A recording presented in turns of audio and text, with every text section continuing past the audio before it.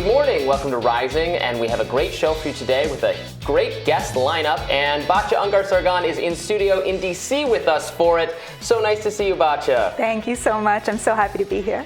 All right, well, what is going on? So we'll be discussing everything election related, plus forward party chair and 2020 Democratic presidential candidate Andrew Yang will be here.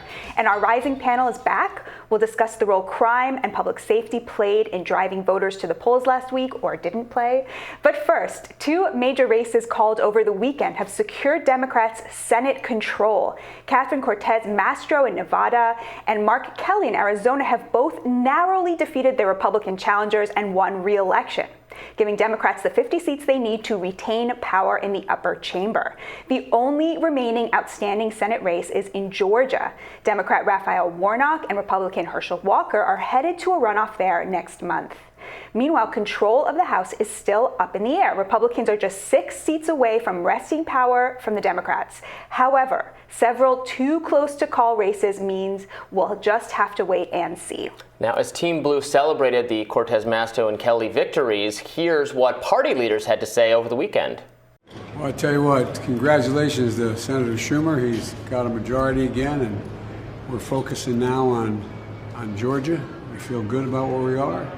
And I know I'm a cockeyed optimist. I understand that from the beginning, but I'm not surprised by the turnout. I'm incredibly pleased. We won because we had a really good agenda that we actually passed, that helped the American people on things they cared about. This is such a cause for a celebration. Chuck Schumer was so correct when he said it was a victory for the people and for the country. I personally know that it's a joy to Harry Reid, wherever in heaven as he is, that his state came through with the victory that gave us the majority in the Senate. So obviously, we haven't gotten your take yet on election results because you join us Mondays. It was a big surprise for a lot of us. Where's your head at? Yeah, so my radar is going to be more in detail on what I think the media missed about it and why that happened. I think there's sort of two ways to look at it right now in terms of from the Democratic Party's point of view. You know, from one hand, you could say, well, because it was so predicted to be this red tsunami and that didn't happen, therefore the Democrats are correct that they now have a mandate to keep doing what they were doing, and that was the American people saying, we approve, keep going.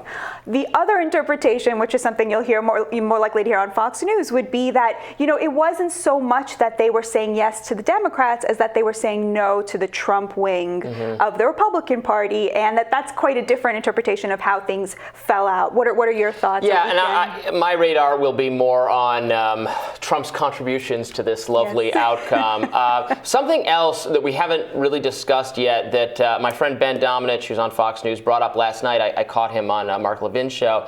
He was pointing out that he thinks, and I think this theory is really smart, Trump may have given people the false impression that it is easy to just come out of nowhere and run for government and win. Because Trump had the benefit of running against Hillary Clinton, one of the most uniquely reviled political figures in all of American history, someone who opted not to campaign in the 2 swing states where the election was going to be decided. You're not always going to get that lucky. Dr. Oz, no political experience, celebrity, says, hey, maybe I can be a senator. Herschel Walker, same deal. Blake Masters had never sought political office before either. These were all people who had experience maybe in public speaking. I don't know that that's true of Blake Masters, but who had no political experience, no experience winning elections.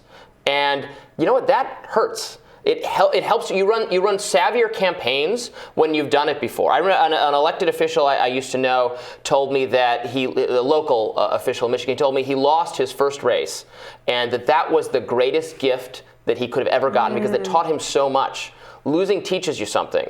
These people were never tested before in the project of winning elections, and I think that came back to bite the GOP. So obviously we still don't know what's going to happen in Georgia. That's a ways off. I could see, but it doesn't matter. I mean, they have, with Nevada and Arizona wrapped up, the Democrats have a majority regardless.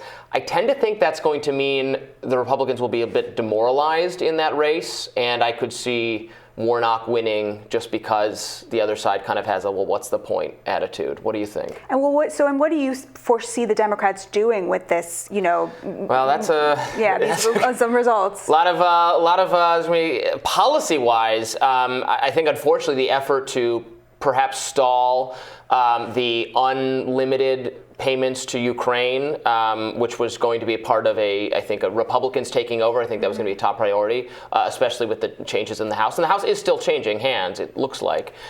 I don't know if that's going to be as important to kind of pull back on that, because I know Ukrainian kind of partisans are very happy with the results. I mean, this is a massive win for Biden, and Biden has been the most kind of full-throatedly, we're going to stay the course here, they get whatever they want. Maybe privately trying to push for negotiation, we're hearing some of that.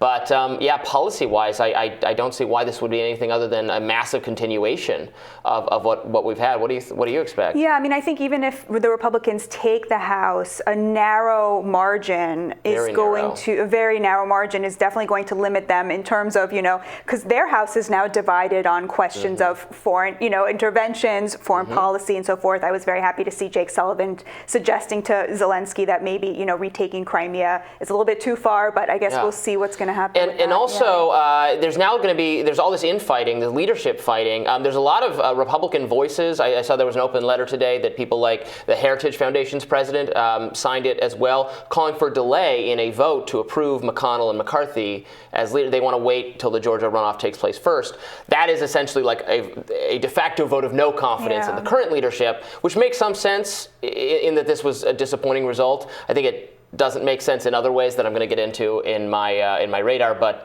there's just a lot of infighting and frustration that is going to, I think, hinder the GOP's effectiveness until they really get their house in order. Right, but for a lot of people, divided government is one of the building blocks of a good, strong democracy, and so lots to look forward to. Well, fine. Lots to look forward to in that. You're absolutely right. Well, we will get to those radars that we've teased for you so frequently through this section coming up next. Stay with us.